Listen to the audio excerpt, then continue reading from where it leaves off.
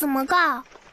霸占他铺子的人是他的哥哥，这种家事儿，县令大人肯定不管。他哥哥抢了他的铺子，应该不算是霸占吧？不都是一家人吗？除非他们分了家。于是向燕说了杂货铺掌柜的3个哥哥把宁伟一家人赶出来的事儿。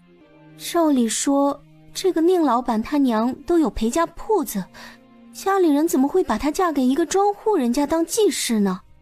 而且还是个有3个孩子的官夫。因为宁老板他爹救了他外公一命。怪不得，那宁老板他外公还挺讲仁义的，竟然把自己的女儿嫁给了救命恩人。你真觉得宁老板他外公很仁义？难道不是吗？如果你爹被一个有3个孩子的老官夫救了，为了报答他的救命之恩，把你嫁给他，你愿意吗？那当然不行。这么一想，宁老板他娘挺可怜的，嫁给这样一个男人。哼，看吧，在外人看来，宁老板他外公很仗义，但谁考虑过宁老板他娘？男人惯会牺牲女人，达到自己的利益。姑婆，你说的好像是这么一回事。我爹以前有个小妾长得很美，我爹前年中举的时候，我们义堂县的县令大人来家里做客，看上了这个小妾，我爹当场就把这个小妾送给县令大人了。你看我说的对吧？我跟你说呀，他们这些男人……向燕一路上给夏雨堂说了一大堆，把夏雨堂说的一愣一愣的。直到宁家村，就看到有2个穿着开裆裤在玩石子的2个小男孩。你们2个知道宁伟家在哪里吗？你说的是被赶出家住在村尾的宁伟伯伯家吗？是吧？那你们知道他家该怎么走吗？哦，顺着这条路一直走，再往那边走，再往那边，然后再往……小男孩一顿乱比划，成功把本来方向感就不好的向燕绕的脑子乱成了麻。向燕又问了几个村里的人，这才看到了宁伟家。他家孤零零地处在村尾的位置。此时宁伟的媳妇肖小云满脸愁容。哎，阿伟呀，去把我箱子里那个棉花被当了吧。不行，阿娘，家里就这一条棉花被还暖和一些，你的身子受不得寒，到了冬天还要盖这条被子，怎么能当？家里值钱的东西就这条被子了，咱们连以前的细棉布衣裳都当了，不当这个吃什么？再说了，下手都是体力活，咱们得吃饱了才有力气干活，得多买些粮食才行。我再去求求2个舅舅，让他们借我们一些银子吧。也不许去。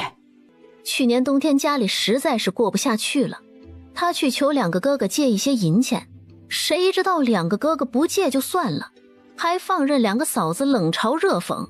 阿娘，都是儿子没用，让您和小云跟着受苦了。怎么能怪你呢？都怪那3个白眼狼。我嫁给你爹时，他们3个最大的才8岁，老三那时候才5岁，我好吃好喝养他们长大，自问从来没有对不起他们1分半点。谁知道他们竟然这么无情，把我的陪嫁铺子抢走了不说，1两银子也没给我们分，只分给咱们一些4亩薄田。他们这是要逼死咱们呢，真是一群白眼狼。就在这时，院门外传来轻轻的敲门声。请问这里是宁伟家吗？3人皆是一怔。宁伟皱了皱眉，心想这时候会是谁来？是你？宁老板，好久不见。你不是飞黄腾达了吗？怎么如今又穿上粗布马衣了？这是又落魄了？你才落魄了，你就不能说点好的？我这是要干活，这才穿成这样的。你就是宁老板？你是？这是我朋友，今天我们来找你有事儿。阿伟呀，是谁呀？还不请人进来？宁伟这才反应过来，急忙把2人让了进来。阿伟，这2位姑娘是？我是向家村人，以前总是在宁老板的杂货铺买东西，这才认识了他。宁老板，我们今天来是想请你帮个忙，我在清水县正在建一个育婴堂，里面缺人手，你要是不嫌弃，给我当个管事。你是说你建育婴堂了？对，育婴堂主院已经建好了，我准备再过几天，等东西准备的差不多了，就先开始使用了。你进育婴堂干什么？那得花多少银子？银子太多了没地方花，就想建个育婴堂玩一玩。我不去。啊？你为什么不去啊？哼，你这明显是个赔本的买卖，别到时候连我都搭进去了。香艳摸出一个5两的银锭子放在桌子上。放心吧，我还不至于让你搭进去。先给你2个月的月钱，你先安排好家里的事儿，尽快走马上任。那行吧，等我这2天安顿好家里，我就去上工。只不过这银子你先拿回去，无功不受禄。育婴堂建在屯家村附近，不可能天天回来。有了这些银子，你才能安顿好家里，不用再操心家里。姑娘想得太周到了，我老婆子多谢你了。您客气了。宁叔，我刚才进村的时候碰见2个小孩，他们说你们被赶出家门是什么意思？还有，你的杂货铺怎么不开了？小姑娘家的，不该问的别问。小姑娘，别理你宁叔，他这人就是面冷心热的人。我们家的事也不是什么秘密了，我今天就跟你说了。于是季老娘把他们是如何被3个继子赶出家门的事说了一遍。那村长和宁家族长都不管吗？哼，我那3个好哥哥许诺了好处给族长，族长那个老东西就对我们不管不问，推脱这是家务事，他不好插手。既然族长不管，你就去县太爷那里告状吧。去县衙告状？我又不是想不开了。县太爷是个什么样的人，咱们清水县的老百姓谁不知道？他会为了咱们这样的小老百姓做主？怕是刚进县衙，我就要被拉出去打一顿了。难道你就这样甘心你的3个哥哥这样对你们？宁伟看了他一眼没说话。你要是不甘心的话，我带你去县衙告状，保准让你那3个哥哥吃不了兜着走。真的，相姑娘认识县令大人。放心吧，县令大人他改过自新了，保管你们一个儿一个准。你的话当真？当然。可是要怎么告他们呢？俗话说清官难断家务事，说起来这是分家不均，县太爷恐怕不会受理吧。告什么分家？直接让季婆婆告他们不孝。这个好，就告他们不孝。这群白眼狼，我白养他们了。孝字大过天，这一条压下来，他们保准没有好果子吃。就算是他们的儿子和孙子，以后读书也会有影响。你当真认识县太爷？认识，不过县太爷变好了，只要你们是对的，他们一定秉公处理。当真是官商勾结，你才发了没多久，这就替县太爷说起好话来了。他是个什么人，咱们全县百姓都知道，还秉公处理，简直笑掉大牙。你不信就算了，等到了交税粮的时候你就知道了，咱们今年的税会少了很多。真的太好了，我们家里就那4亩地还都不太好，这2年交的收成几乎交了税之后就不剩什么了，日子简直是太难熬了。萧小云想起这2年过的日子，都忍不住鼻子发酸，真是太难熬了。宁伟大哥家，我刚听说有2个赶着骡车的姑娘去了老四家，也不知道是谁。难不成是咱家的哪个亲戚？应该不是，咱们家的亲戚没有谁家有骡子的，估计是老四以前开店时认识的人。你说2个姑娘找老四能有啥事啊？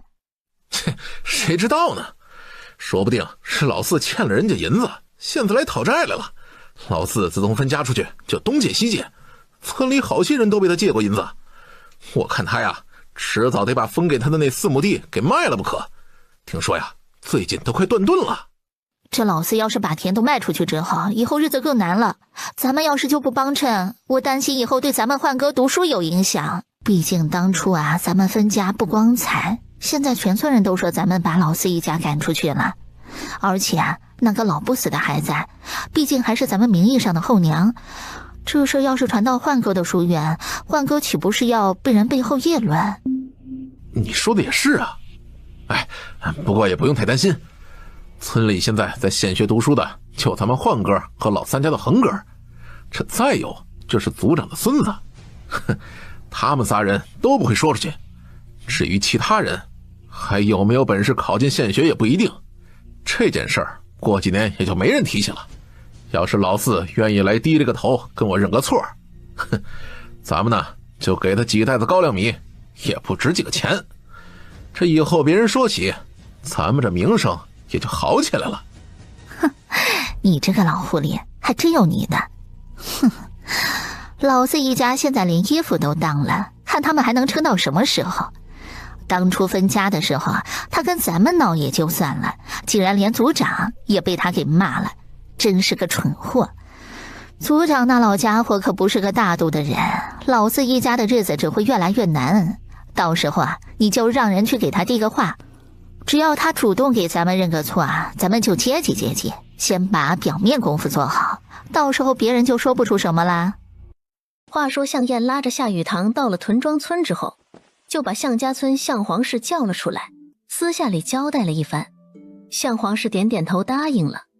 向燕又把夏雨堂叫了过来，指着远处忙碌的向皇氏：“这个人就是富贵的娘，你好好表现，但你千万不要说你想嫁给富贵，不要让任何人知道你和富贵的事儿，要不然你的名声就臭了。富贵他娘肯定不愿意你这样的姑娘嫁给富贵，知道了吗？”放心吧，姑婆，这个道理我懂。我就算在家里闹得再厉害，那也是家里，肯定不会让外人知道的，我又不傻。向燕嫌弃地看着他，心道你不傻谁傻？他叫雨堂，以后就交给你啦，有什么事情都交给他，让他好好跟你学学。向皇氏笑着答应了。向燕走后，向皇氏立刻板起脸，指着案板上的一大块猪肉，把这些猪肉都洗一洗，都切成片儿。可是我不会切这个，伯母，能不能让我干别的呀？不会切就学，你难道连这点苦都吃不了？那以后谁家敢娶你这样的媳妇啊？我学，我这就学。向皇氏指挥着他怎么洗肉，怎么切肉，时不时还要训斥几句。夏雨堂哪里受过这样的苦，被人这样骂过，向皇氏才说了几句，夏雨堂的眼泪吧嗒吧嗒就流了下来。哭什么哭啊？就这点事儿你都做不好，你还有脸哭？去把手洗一洗，烧火去。我手都破了，你怎么还让我烧火呀？哼，就你那点伤口，再晚一点都要愈合了，你就是不想干活了。快去烧火！夏雨堂气呼呼地跑了出去，在河边边洗手边哭。向燕走了过来：“啊，你这是怎么啦？怎么好端端的就哭了？”姑婆，伯母好凶呀！我不想切肉，他偏让我切。你看，我手都切破了。洗完手去烧火，他是不是不喜欢我呀？唉，肯定不喜欢你啊！你看你啥也不会，庄户人家的媳妇儿要做饭、洗衣服、喂猪、养羊、喂鸡，还要下地干活，你说你会哪样？我会刺绣，会画画。你学的刺绣或许还有用，那除了庄户人家会要的所有活计你都要做以外，晚上还要抽空绣些绣品去卖。啊，我只刺绣不行吗？哼，肯定不行。你要是只刺绣，那家里的那些活谁干？谁做饭？谁洗衣服？谁喂家里的牲口？那怎么办呀？我觉得我吃不了那些苦。好了好了，别哭了，这有什么好哭的？吃点苦算什么？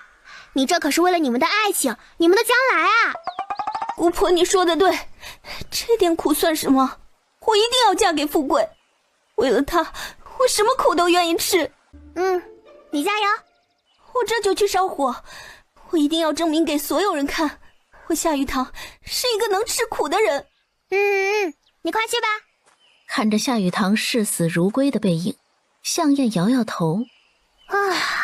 这姑娘真是病得不轻啊。没过一会儿，厨房就冒起了浓烟。哎呀，要死呀你！烧个火，你放那么多柴火干什么呀？哎呀，连这个都做不好，谁娶你这样的媳妇有什么用啊？哭哭哭，你就知道哭！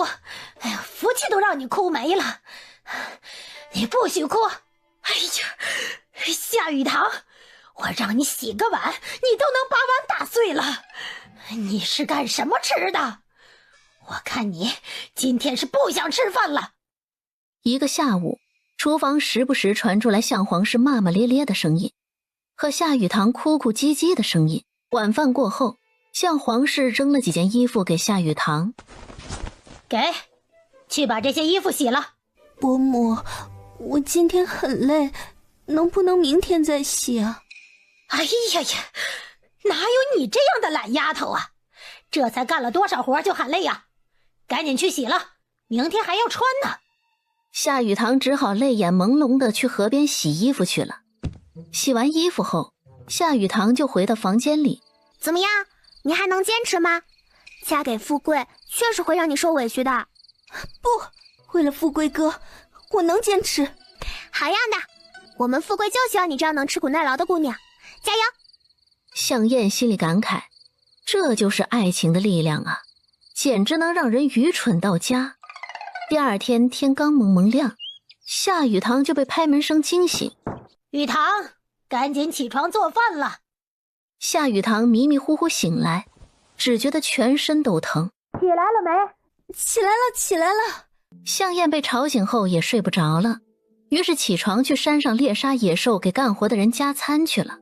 从山上下来以后，宁为也来了。他是来找向燕，是问状告他几个哥哥的事情，然后带着他去了县城。他让宁伟先待在醉仙楼，他自己则直接去了县衙找夏钱。状告父母不孝，可是大罪，轻则流放坐牢，重则凌迟处死。宁伟的3个哥哥至少要打80棍，坐1年牢，还有他们的族长要革去族长，削除族谱，打70棒，坐1年牢。我建议先礼后兵，毕竟宁伟一家以后还要在宁家村生活，如果直接状告3个哥哥和族长，那宁伟也会落一个狠毒的名声，还要被族人排挤，恐怕以后在宁家村就待不下去了。向燕吓了一跳，他没想到不孝罪这么重，这件事要怎么做，还是要问一问宁伟本人的好。向燕跟宁伟把状告不孝的后果说了一遍。县太爷让咱们先礼后兵是什么意思？就是先给他们说清楚，让他们把该分给你的家产一分不少的还回来，否则你就说要告他们，他们怕了最好，要是还执迷不悟，你就直接告他们吧。这样最好。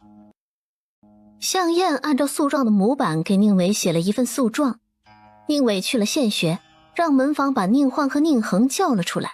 这是县衙的官代书替我写的诉状，回去告诉你们父母，把该给我的一分不能少的全都给我，否则我就真的把这诉状递到县衙了。至于后果，你们2个是读书人，相信应该知道后果是什么。我只给你们3天时间，如果3天时间内不能给我一个满意的答复，那我就只能和他们公堂上见了。说完，宁伟也不管他们什么反应，转身走了。快，咱们这就去向父子告假，赶紧回去告诉父母一声，这件事务必要拦下四叔，把该给四叔的家产还给他。宁家3兄弟和宁焕、宁恒去了族长家商议此事，因为那状纸上不但状告宁家3兄弟不悌不孝，还状告族长收受贿赂、徇私枉法。他敢！这个王八羔子竟然敢不服我这个族长的管教去告官，还反了他了！难道他宁伟以后不准备在村里生活了吗？哼，我就不信他宁老四还真敢去衙门告状。衙门那是什么地方啊？没有银子那是能进去的地方？宁老四恐怕穷的连1根毛都没有了吧？二叔，你不知道不孝不悌是多大的罪，本朝律法最轻也是要判打几10棒不说，还要坐牢1年。就咱们家这情况，四叔只要告了咱们，就都得吃官司。是啊，二叔，四叔的诉状一看就是衙门的人写的，这可不是儿戏。我看还是把四叔那份家产分给他吧。谁不知道啊？毛知县贪得无厌，没有银子，他根本就不愿意受理这样的诉状，怕什么？哎呀，我想起来了，昨天黑娃子跟我说，宁老四家里来了客人，那客人还是赶着骡车来的。没多久，宁老四就去镇上买了好些粮食回来。宁老四肯定是有钱了，这才去县衙告状的。我不管你们怎么想，这个家产明天就重新分，你们四兄弟平均分。那可不行，组长，这家都分了1、2年了，怎么能重新分啊？咱们好好的考察考察，说不定老四就是蒙骗我们，咱们别被他吓唬住了。二叔，咱们就把四叔的家产给他吧，咱们毕竟是一家人，事情做得太绝，咱们名声都不好。那就是咱们的家产，咱们辛辛苦苦几10年了，多拿点怎么了？这是多拿的事吗？你们这是占了大便宜，赶紧先把宁伟安抚下来，这件事绝对不能连累到我。你们商量个时间，咱们这就去找宁伟重新分家产。大哥，老四不是说3天内给他答复吗？咱们先去打听打听，他到底有没有想着去告咱们。再不济，咱们先找他商量商量，少给他一些，安抚住他就行了。到时候咱们就说银子咱们花了，他难道还能跟咱们抢不成？老二说的方法也行，我七弟有一个远房表兄弟就在县衙当捕快，明天啊，我就去县衙打听打听，问问这诉状是不是真的是县衙的人写的。如果是，我们再去找老四试探一下口风，跟他商量一下分家产的事儿也不迟，肯定不能让他去县衙告状的。哼，你们最好是安抚好他，让他别去告状，否则咱们都没好果子吃。组长放心，这件事儿肯定连累不到您的。大哥，大嫂还有这样的关系啊？咱们何必打听消息啊？直接让大嫂的表兄弟给想想办法，让老四告不了咱们不就得了？是啊，大哥，咱们3家哪怕凑2、3两银子给大嫂的表兄弟都行，让他帮忙把这件事解决了就行了。明天我先去打听打听再说。宁焕和宁恒内心着急，觉得这样不妥，想让家里人把他们四叔的家产分出来，但没人听他们的。宁老大第2天一大早就赶去了县衙，他找到了妻子的表弟王捕快。你回去赶紧把你家老四该得的家产给人家吧。你家老四的诉状是县太爷带着相姑娘亲自让官代书给写的。你知道相姑娘是谁吗？就是那醉仙楼的东家。那醉仙楼的东家和我们县太爷恐怕是亲戚，而且关系匪浅。你家老四认识相姑娘这样的人，到时候告你们还不是说告就告了。而且像不孝不悌这样的案子，多半是要坐牢的。宁老大一听脸色都白了，额头冷汗涔涔。你也莫要着急，趁着宁老四还没递诉状，赶紧找他把事情解决了就行了。快去吧。当夜组长就去了宁伟家，手里还拎着2斤红糖和1包点心，去给宁伟赔了不是，让宁伟原谅他。宁伟心里松了一口气，他也不想把家事闹上公堂，能私下解决就好。第2天宁家就重新分了家产。处理好这件事之后，宁组长后来也不敢乱来了，生怕再被人给告进衙门去。却说育婴堂里，夏雨堂经过3天的吃苦训练以后，晚上趴在被窝里呜呜哭了起来。哎呀，你怎么哭啦？我觉得我好像吃不了苦了，我再也不想吃苦了。你怎么能这么轻易就放弃？你不想嫁给富贵啦？可是我好像觉得我也没那么喜欢富贵哥了。你的喜欢也太肤浅了吧！让你吃点苦，你竟然就放弃了你们的感情。感情是多么美好多么伟大的事情，你怎么能这么轻易的说不喜欢就不喜欢了？难道你就是一个贪图享受的肤浅女人？她也不想放弃富贵哥，可是一想到要嫁给富贵哥，每天要吃这么多的苦，她就觉得她以后会受不了的。不会吧，不会吧，你真的要放弃你们的爱情，变成一个肤浅的女人？姑婆，我再也不想喜欢富贵哥了，喜欢他太累了。他这几天过的日子，是他这辈子最辛苦的几天。你今年16了吧？你要是不想嫁给富贵，那你家里人该给你说亲了。你真的愿意嫁给其他人？说亲到成亲，怎么着也得2年，2年后你就18，年纪很大了，不能再拖了。所以说，你现在就得许配人家。你真的想好放弃你的富贵哥了？让我再想一想。可是我真的不想再去做饭、洗衣服了。姑婆，我明天不想干活了，可以吗？行吧，我明天带你去我们清水县县城逛逛吧。真的，我想去醉仙楼吃饭。上次大哥带我们一家人去了一次，到现在我都念念不忘，还真是人间美味。你还想吃醉仙楼？知不知道醉仙楼一顿饭得多少钱？那些钱都够庄户人家至少2年的嚼用了。你要嫁给富贵，这样的饭菜你这辈子是别想了，他家支撑不起你吃这样的饭菜。夏雨堂现在感觉自己现在一想到富贵就想到了吃苦，吃苦等于富贵，富贵等于吃苦。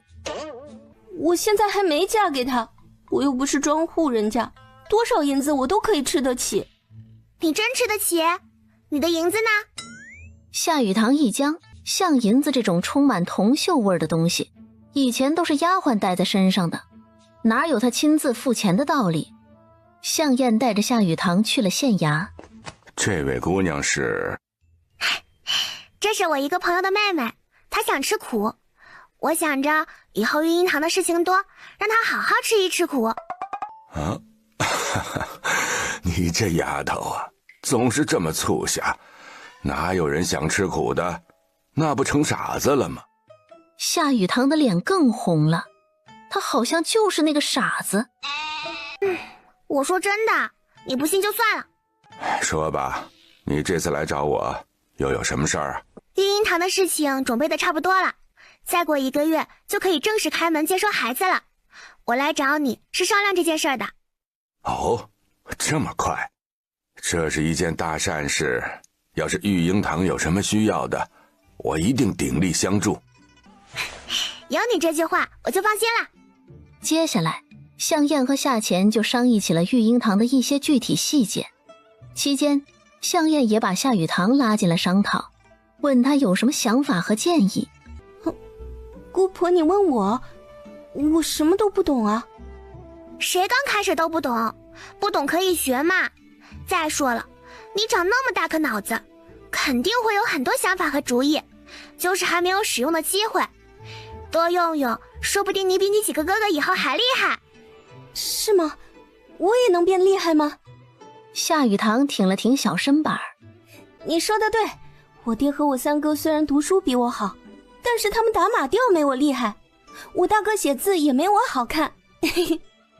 就是，大家都是2个肩膀扛1个脑袋，我们把时间用在什么地方，什么地方就出色。你要是能经商，要科举，肯定也能出彩。姑婆，你说的真好。以前我觉得我挺聪明的，可是我爹娘和哥哥总说我是个小傻瓜。时间久了，我自己也觉得我啥也不会，确实傻。但我总觉得不对劲儿，但又说不出来为什么。你这么一说啊，我顿时就想通了。我什么事情都没做过，也没人教我，我肯定啥也不会啊。以后他们再说我傻，我就可以反驳他们了。哼，你反驳他们有什么用？还不如用事实说话。我没事做，能用什么事实说话呀？你想不想证明给他们看？当然想了。你有办法？加入育婴堂。啊？从县衙出来，夏雨堂整个人放着光，激动的脸都是红的。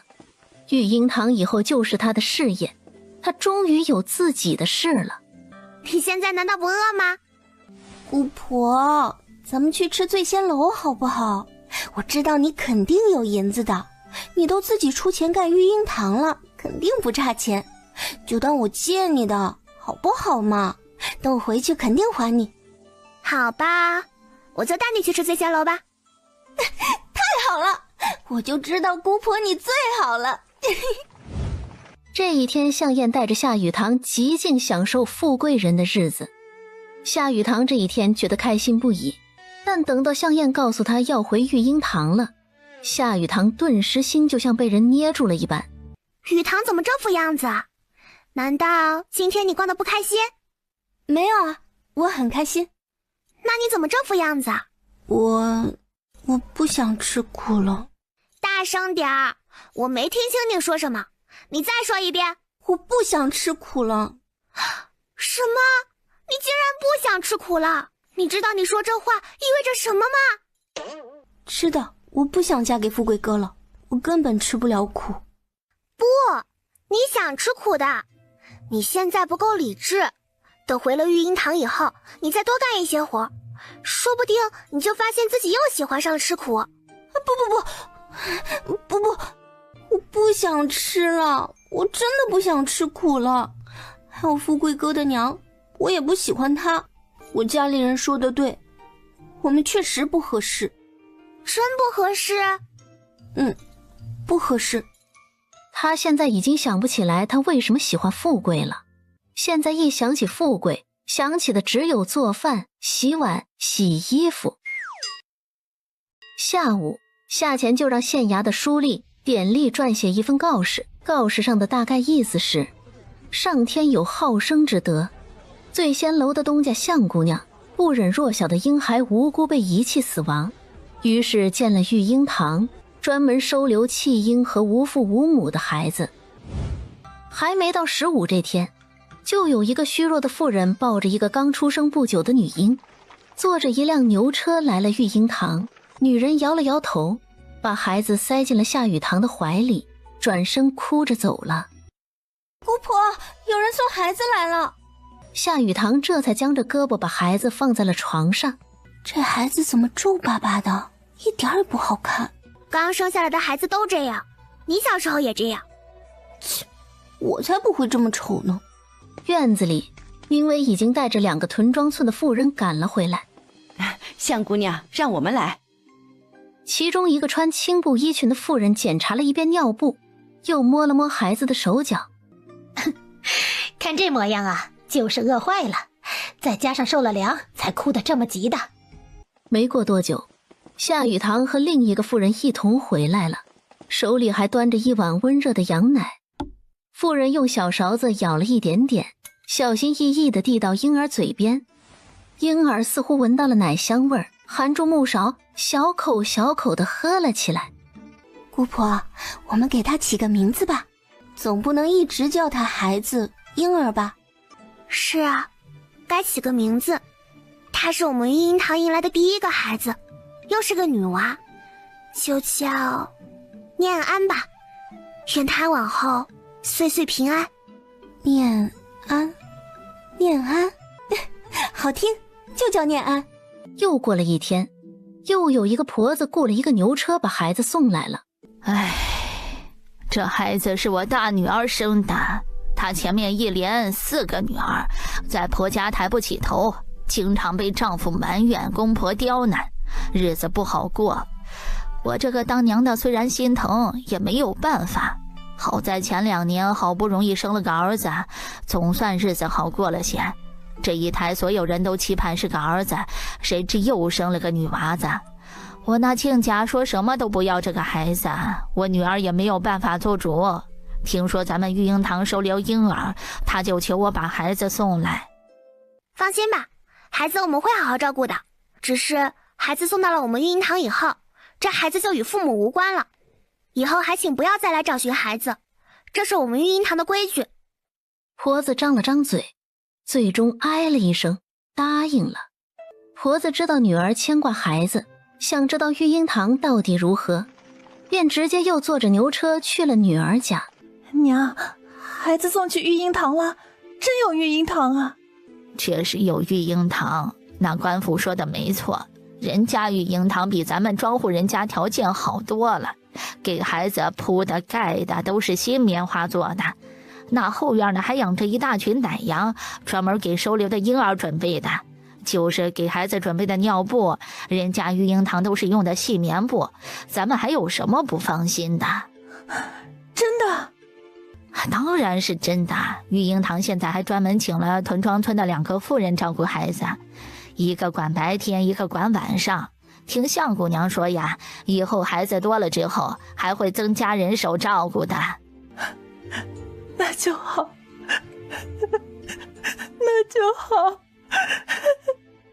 到了15号这天，清水县的18个镇、156个村子的村长，终于在中午之前陆陆续续到达了育婴堂。大家不必多礼，各位村长，今日请大家齐聚于此，盖因相姑娘宅心仁厚，不忍那弃婴塔枉死那么多婴灵，这才建了育婴堂，也就是先泽功德堂。各位皆是各村的村长，想必也清楚，咱们清水县每年都有不少婴孩，或因家贫养不起，或因是女娃，刚生下来便被遗弃溺亡，这般惨状实乃人间悲剧，也违逆上天好生之德。相姑娘心怀善念，建起这育婴堂，专为收留那些无父无母被人遗弃的婴孩，给他们一条生路，一份生机。本官今日召集各位，便是希望大家回去之后，务必将此事告知村里每一户人家。往后谁家若是实在有难处，养不起孩子，万万不可再行遗弃伤害之举，只需将孩子送到这育婴堂来，先泽功德堂自会请专人照料，让孩子们能平安长大，有口饭吃，有衣可穿。本官在此承诺，育婴堂的一切开销皆由相姑娘承担，不向各村摊派分毫，也不苛责任何一户送孩子来的人家。还请各位牢记，每一个孩子都是一条性命，皆是上天赐予的缘分，万不可轻贱。下前的话音落下，这些村长心里也松了一口气，只要不要给他们增加税收就行。这次还有一件喜事告诉大家，这次的夏收，税收由以前的10税1变成15税1，往后也一直如此。众人大喜，相比向燕建先泽功德堂，虽然让他们动容，但税变少了，这才是让他们最高兴的事。接下来就请先泽公堂的堂主相姑娘再和各位说几句。各位村长，劳烦大家今日特意赶来，辛苦各位了。建这育婴堂，我没有别的心思，只想着能救下那些无辜的小生命。我知道各位村里难免有家境贫寒无力抚养孩子的人家，也难免有重男轻女一时糊涂想要遗弃女娃的人家。我不怪他们，也不苛责他们，只希望大家能帮我传一句话：但凡有难处，别丢了孩子，别伤了孩子，送到我这先泽功德堂来就好。育婴堂里我们已经备好了羊奶、衣物、尿布，也请了屯庄村有经验的妇人专门照料孩子。不管是刚出生的婴孩，还是无父无母的孩童，我们都一概收留，不分男女，不分贵贱，会像对待自己的孩子一样好好照顾他们，让他们能吃饱穿暖，能平安长大。我知道这事说起来容易，做起来难，也需要各位村长多多帮忙。请各位回去之后多在村里宣讲，告诉乡亲们，育婴堂的大门永远为这些孩子敞开，哪怕是深夜，哪怕是雨天，只要有人送孩子来，我们都会开门接纳，绝不会拒之门外。我只愿往后咱们清水县再没有被遗弃的婴孩，每一个孩子都能拥有活下去的权利，都能被温柔以待。相姑娘放心，我们回去之后一定好好宣讲，把您的心意和县令大人的吩咐一一告知村里的乡亲们，绝不让一个孩子被遗弃。是啊，相姑娘积德行善，我们理应帮忙。往后村里若是有难处养不起孩子的，我们一定劝他们送到育婴堂来，绝不再让悲剧发生。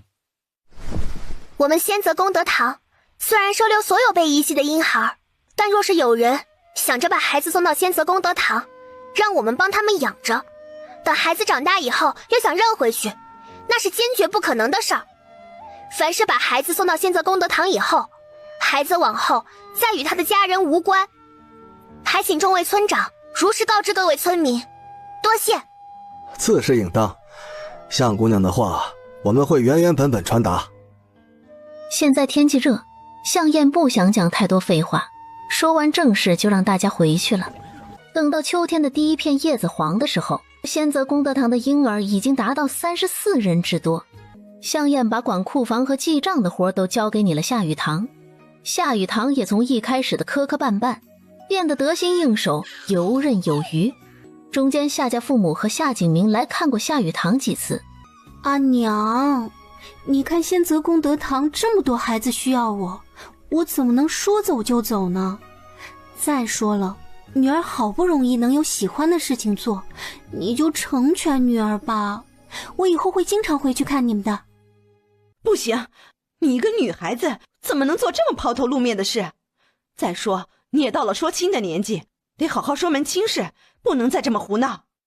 娘，你要是不愿意我待在这里，我就重新去找富贵哥。你个讨债鬼，你这是要气死我呀！哎，娘，别生气，小妹她年纪还小，再说她好不容易放下向掌柜，也得给她一些时间缓缓不是？哎，既然小妹喜欢待在这里，那就让她待着，省得她整天没事做。在仙泽功德堂好歹是做善事，也算是给咱们家积福了。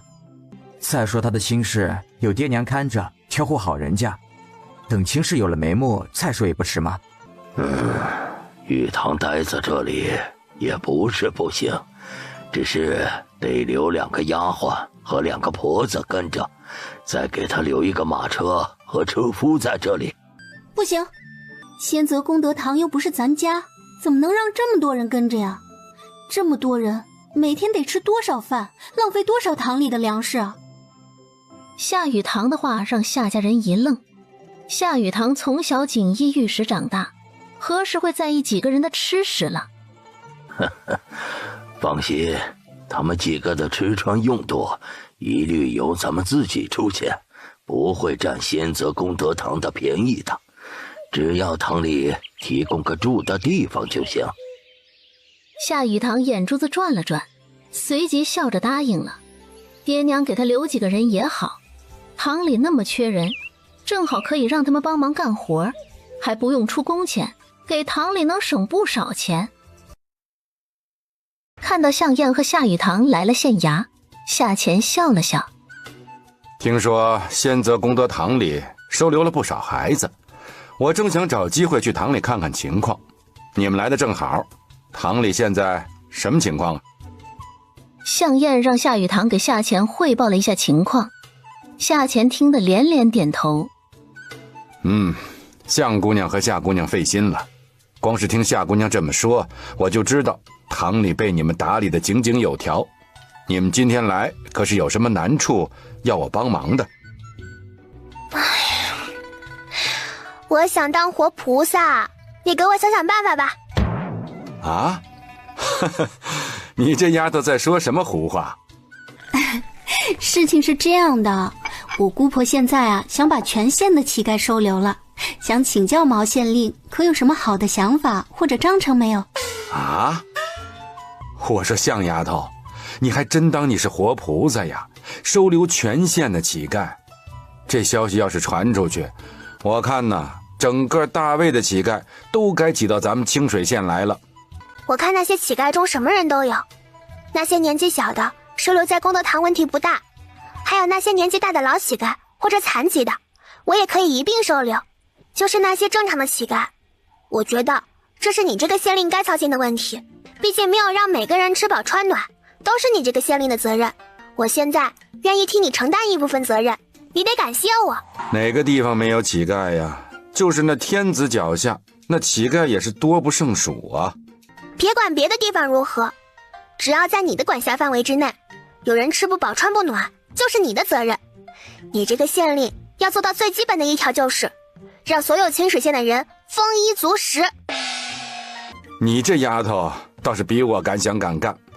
你说的也有道理，不管能不能做到，总要试试。这件事儿，咱们得好好的议一议。这就对啦，不想当将军的士兵不是好县令。你能有这个觉悟，已经走到了大多数县令的前面。你这丫头啊，就没个正形，净拿我开涮。这件事儿最重要的就是有银子。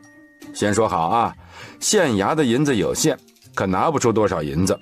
我的月俸能省的，我都可以拿出来。银子我也可以想想办法，我会想办法说服家里人和亲朋好友捐一些钱粮的。银子的事情先不着急，功德堂目前花用少，地方也够大。那些乞丐里的老弱病残和孩子可以安置在功德堂里，我暂时还负担得起。而且收留的那些小孩子还可以在功德堂帮忙做事儿，像洗尿布、烧火、喂鸡鸭鹅这类事情，他们基本都可以帮得上忙。可以少雇佣一些人，能节省一些成本。只是这终究不是长久之计，以后人肯定越来越多，银子肯定得再想想办法。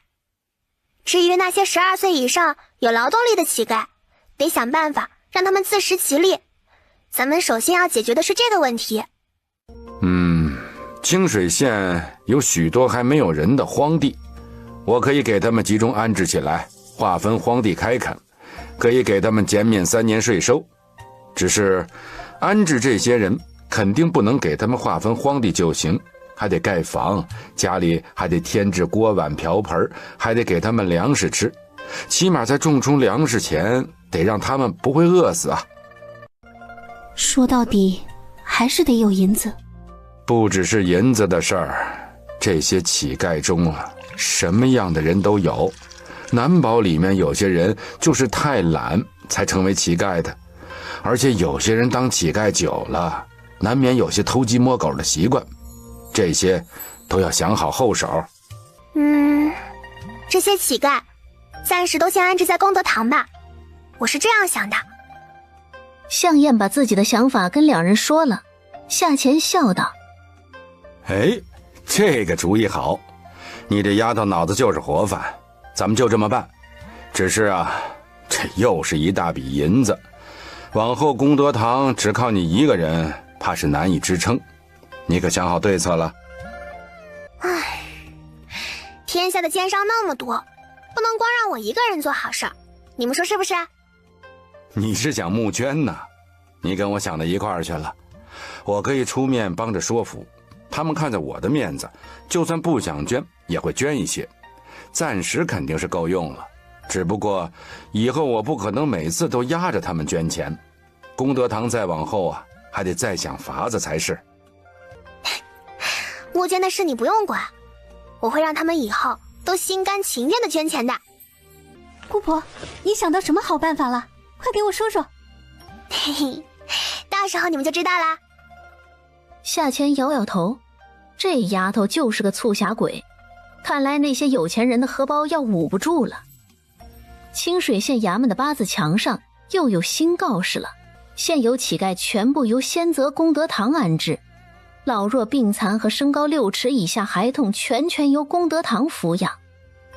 身高6尺以上的劳动力，仙泽功德堂提供挣钱机会，并给每个人提供免费房屋。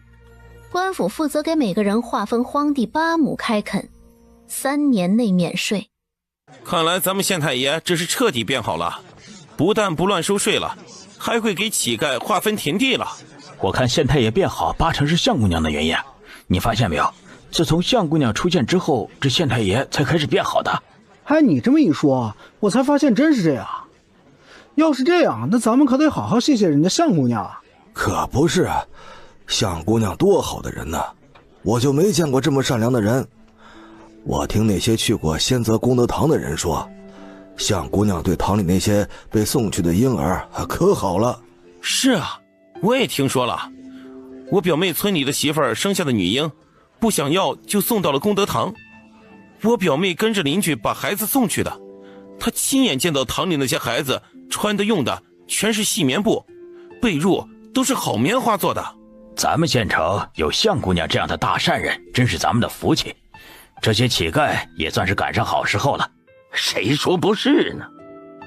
很快，这份告示就在清水县各个角落贴满了，每个村子都被通知到了。很快，县衙门口就排起了前来排队办理户籍文书的乞丐。向家村的骡子和马统一套上了板车，由向铁头他们赶着等在外面。凡是办好了户籍文书的乞丐出来一个，就被安排坐上板车，凑够一车就出发去仙泽功德堂。咱们功德堂的规矩不多，也就3条，但必须遵守。第一就是卫生问题，所有人都要保持干净整洁，无论是自身还是住处，房间里的卫生每个人轮流打扫，堂里会每天早上派人来检查。第二，不能偷奸耍滑，欺压其他人。第三，堂里安排的事情要做好。这些乞丐自从到了功德堂就被剃头洗澡，他们内心惶惶，不知道仙泽功德堂真的如外界传的那么好，还是另有阴谋。当然，只要你们守规矩，咱们功德堂会让大家吃饱穿暖，再也不用忍冻挨饿。不但如此，这相姑娘心善，还会给孩子们请夫子识字。你们这些大人呢，咱们县太爷也给安置在了大峰山脚下。这相姑娘呢，已经掏钱请人给你们盖房了。等这房子盖好，你们就可以搬走了。在房子盖好之前，相姑娘呢担心你们以后没钱置办家当，让你们把功德堂的荒地开出来。每人但凡开出1亩荒地，相姑娘就给你们2两银子。至于身子有疾的、年纪太大的，你们呢也不用担心，你们能做一些力所能及的活就行。就算什么也做不了的，相姑娘也会让你们吃饱穿暖的。有人立刻跪下磕头谢恩，其他人也跟着跪下磕头，嘴里不停说着感激的话。赶紧起来，你们要跪谢也该跪谢相姑娘才是。你们呐，只要守好规矩，就不辜负相姑娘的一片心。他们暗暗在心底立誓，往后必定严守堂中规矩，踏实干活，勤恳开荒，绝不偷懒耍滑，辜负这份沉甸甸的善意。好了好了，这饭堂啊已经做好了饭，你们吃完饭就回去休息，明天开始按堂里的吩咐做事。等那些乞丐都去吃饭了，张嬷嬷就去了大门外边。怎么样，那些人都安排妥当啦？都安排好了，只是我看着里面有几个男人看着不老实，怕是以后啊会出什么幺蛾子。这些事在所难免，什么样的人都有，更何况这些长期流浪与野狗抢食的人，估计有些人早就没有什么道德底线了。我已经安排好了人日夜守着，但凡有问题的，到时候不用客气，直接送去挖矿。还是相姑娘想得周到。嬷嬷过奖了。想到读书的事，张嬷嬷皱了皱眉。这相姑娘啊，以后难道都要供那些孩子读书？哎呦，那可是一笔不小的费用。这往后要是有那读书出色的，相姑娘难道以后还要供他们科考？怎么会？我能让他们吃饱穿暖就不错了，让他们读书，只不过让他们能识得一些字，不至于睁眼瞎，顺便学一些大道理，也好知道做人的基本礼仪规矩。再说他们年纪太小，也做不了太多事儿。我以后打算让他们半天读书，半天做一些力所能及的活，读个2-3年书也就差不多了。我能做的也就这么多了。那相姑娘啊，想过以后这些孩子长大了该怎么办？这女孩子好说，嫁出去就行了，这男娃可就不好办了。男娃就找衙门，给划分荒地去种，堂里负责给盖房，让他们有安身立命的地方就行。相姑娘啊，真是个好人，有姑娘这样的人是他们的福气呀。清水县城北棚户区里，一个7、8岁的小乞丐气喘吁吁地从外面跑了回来。告诉你们一个天大的好消息，功德堂愿意收留所有乞丐，咱们以后就再也不用怕挨饿受冻了。真的吗？功德堂真的愿意收留咱们这些乞丐？当然是真的，街上到处都在传，县衙的8字墙上都贴出来了。我是听今天去那片地方要饭的老六说的。他刚开始说的时候我也不信，于是我就亲自跑了一趟，守在8字墙下面的官爷看我是个乞丐，还专门给我讲了一遍。那个开功德堂的相姑娘真的愿意收留咱们乞丐。太好了，那咱们明天就去。要是晚了，功德堂收满了人不要咱们了，那就太可惜了。对，咱们明天早点起来，一早就往功德堂去。哎，功德堂在什么地方来着？好像是叫什么村来着？屯庄村。对，就是这个村。听说屯庄村离县城还有一段路。明天城门一开，咱们第一时间就出门去功德堂。不行，告示说了，要去功德堂先要去衙门办理户籍文书，办好了户籍文书之后，直接在衙门口坐功德堂的骡车就行了，不用咱们走路去。真的？太好了，功德堂还真是想得周到，香姑娘真是一个大好人。向燕在账房找到正在噼里啪啦算账的夏雨堂。雨堂，你手里的事情先交给宁堂主吧，你得回家一趟了。我很忙，不回。不，你要回去。回去干什么？化缘。化缘？你在上面写的是字儿吗？那是白花花的银子。为了先泽功德堂以后可持续发展，咱们现在就得想法子了。你不是要寻求亲朋好友的支持吗？赶紧收拾东西回去一趟，我也得找人想办法。咱们一起走吧。回去化缘的时候一定要告诉他们，咱们功德堂门口有一块功德榜，上面会按捐款多少写上捐款人的名字。向燕给夏雨堂教了一遍如何化缘，听得夏雨堂眼睛亮亮的，一个劲的点头。哇，还是姑婆有法子，咱们这就收拾走。向燕刚要进私塾的大门，迎面就和江旭白碰了个面对面。白夫子这是要去哪里啊？没事，你刚回来啊？我找李道长，他在私塾吗？在呢，李道长这会儿正在孙神医那儿喝茶呢。向燕抬脚就往里面走，他回头一看，看见原本要出门的江旭白竟然跟在他的身后。你不是要出去？本来出去也没事儿，听说功德堂把清水县的乞丐都收留了，你都安排好了？差不多都安排好了，往后就是银子的问题了。你有解决的办法了吗？嘿嘿，这不就找李道长来了吗？看来你这办法要不走寻常路啊。知我者白夫子也，这都被你猜到了。说着他们就进了孙神医平时在私塾办公的地方。李道长，嘿，你这丫头声音那么大做什么？我耳朵还没聋，你这一嗓子把我的三魂六魄都吓走一魄了。李靖回来，李靖回来，李靖回来！哎呀，别喊了，别喊了，回来了，回来了！你这丫头，一天天的竟能折腾。孙老伯呢？怎么你一个人在这里啊？他呀，带徒弟上山挖草药去了。李道长，您老人家帮个忙呗。你要干嘛？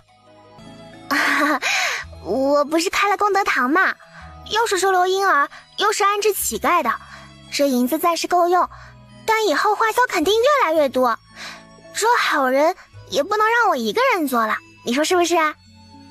你是想让我捐钱呢？哎，行吧，这积攒阴德的事也算我一份，我一会儿啊给你拿100两。嘿，那怎么好意思啊？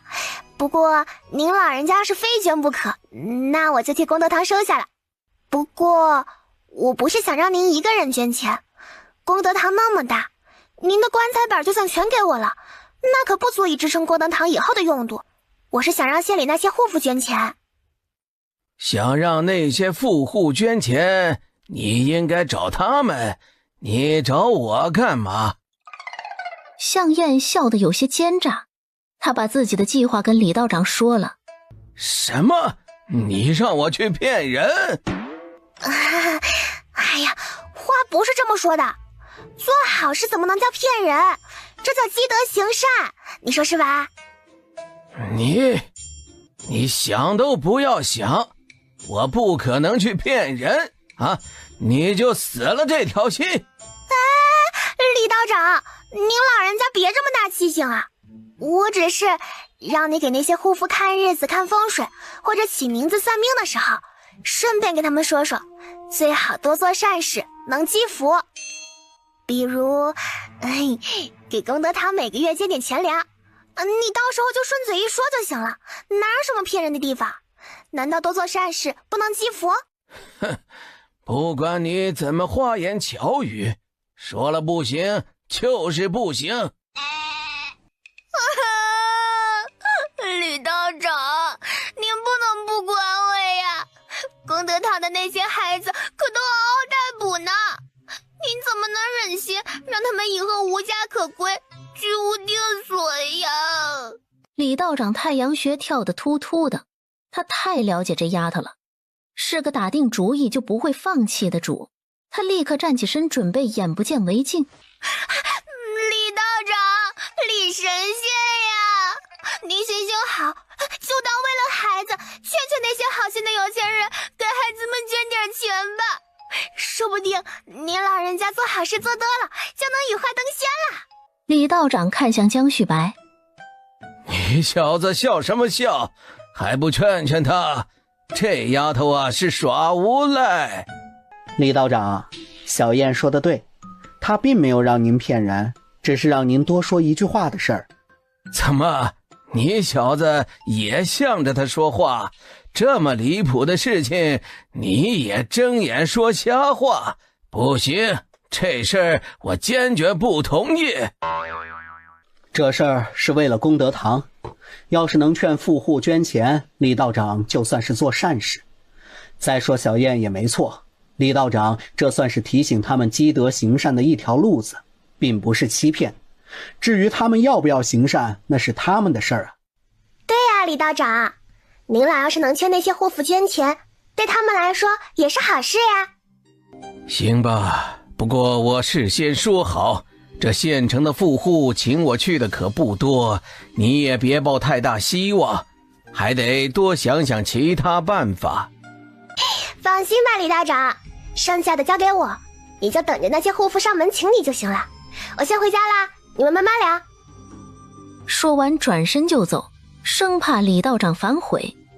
他这是要干什么？我不会被他坑了吧？李道长哪里的话，小燕的话已经很明白了，他只是让你到时候给富户们顺嘴提一句功德堂，其他的他怎么坑道长呢？李道长觉得江旭白的话有道理，但总觉得心里不踏实。但仔细想了想，又想不出个所以然。向燕走到私塾的院子，正准备回家，被眼尖的朵朵看见发现了。哥哥！哎呀，闺女啊，你可算回来了，你给周父子说说吧，这特训课就别上了。我和你阿爹都一把年纪了，总是记不住。李恩说的没错，这不是上课，是上刑啊。我和你阿爹这把老骨头就不折腾了，以后大不了我不去京城了，让周父子放过我们吧。爹娘，这些肯定是要学的，你们慢慢学就是，能学多少算多少，总归没有坏处。以后咱们家要立起来，这些是必不可少的。我让周夫子给你们多放假，好好放松放松。向丽他们原本还指望向老爹和向老娘能说动向燕，结果还是一样。爹娘年纪大了，但是大哥大小还有二哥朵朵，咱们家以后的门面肯定是要你们撑起来的，你们一定要好好学，咱们家以后的荣华富贵可全看你们啦。一顶大帽子压下来，几人顿时觉得肩膀上沉甸甸的。向燕回到家休息了片刻，就去印书坊和染布坊转了一圈。姑婆，嗯，夏姑娘还好吗？你既然已经成亲了，就不要再想着别人。不，姑婆，我不是这个意思，我希望她能过得好，她没事就好了。放心吧，她现在过得很好，已经放下你了。那就好。本来就是两个世界的人，现在这样是最好的结果。想起夏雨堂，向燕突然想到一个人，她兴冲冲地去了私塾，在编辑部找到了正在看稿子的江旭白。白夫子，你有没有考虑过成亲啊？小燕，这是什么意思啊？给你说亲啊，反正你也到了该成亲的年纪。我有个朋友，家世还算可以，想给你。不需要。不想成亲就不成亲吧，干嘛一副生气的样子？不过婚姻大事好像讲究个父母之命媒妁之言，我的确有些冒失了。向燕从柜子里拿出他要审的稿子看了起来。没过一会儿，江景然和周夫子、江淑琴还有谢夫子都来了编辑部。哟，咱们小燕这个大善人终于回来了。啊，我不只是大善人，简直是行走的活佛。说你胖，你还喘上了。唉，不瞒你们说，我有时候睡醒都觉得我自己是个大冤种。说归说啊，但小燕这份魄力和良善都让我这个老头子汗颜了。小燕要是能做官，肯定能造福一方百姓，说不定能青史留名啊。唉，可惜小燕是个女娃，不然指定会有大出息的。所以啊，这个世道就是不公，凭什么男人能当官，女人就不能抛头露面？要是女子也能当官，那……哎，你还是别说话了，专心看你的稿子吧。这么长时间，可积压下不少呢。小燕以后可不能乱说了，要是去了京城，这些话被人听见，可不得了。放心吧，去了京城，我就当自己是个哑巴，能不说话就不说话。嘿嘿，那可不行，不说话，别人该说你瞧不起人啦。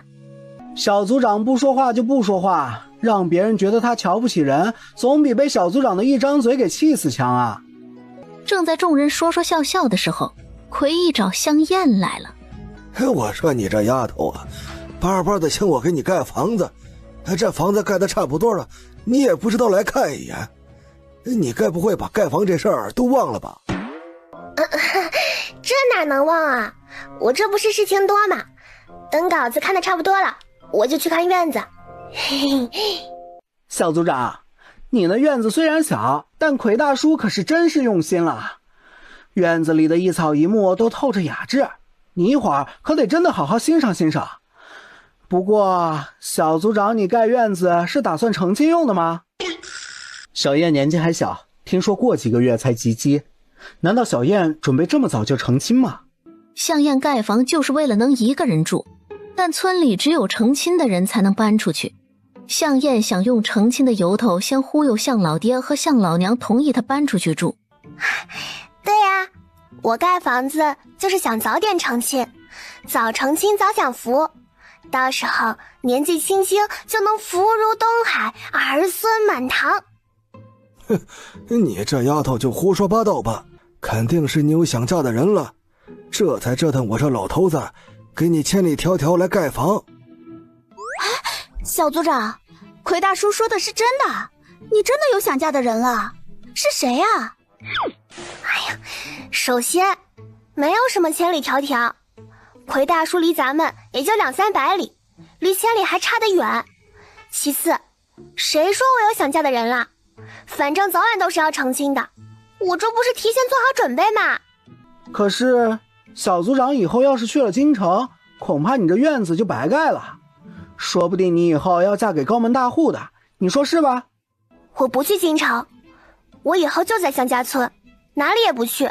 我不去京城，我以后就在向家村，哪里也不去。这事儿可由不得小组长吧？自古亲事都是父母之命，媒妁之言。你说的对，我现在就去找我阿爹阿娘。说着他就噔噔噔跑走了。大哥，你知道小组长回家找父母干什么去了吗？江旭白扫了他一眼，垂眸继续看手里的稿子。不知道啊。过了许久，向燕又重新回到了编辑部。哎，小组长，你刚才干嘛去了？